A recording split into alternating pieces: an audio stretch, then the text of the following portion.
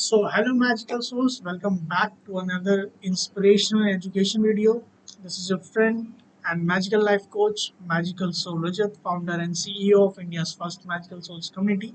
So आज की video में हम बात करेंगे लॉ ऑफ अट्रैक्शन को क्यों जो ग्रेटेस्ट ऑफ द लीडर्स रहे हैं पास्ट में सेंचुरीज में वो क्यों बोलते हैं लॉ ऑफ अट्रैक्शन इतना ज़्यादा पावरफुल होता है।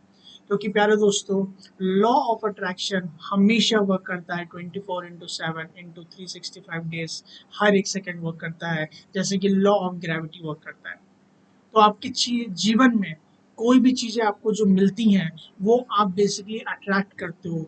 जैसी आपकी एनर्जीज रहती हैं, जैसे आपकी फ्रीक्वेंसी रहती है, जैसे आप थॉट्स को रिलीज करते हो अपने बॉडी से, माइंड से और सोल से, वही सारी चीज़ें हमको अट्रैक्ट होकर वापस मिलती हैं।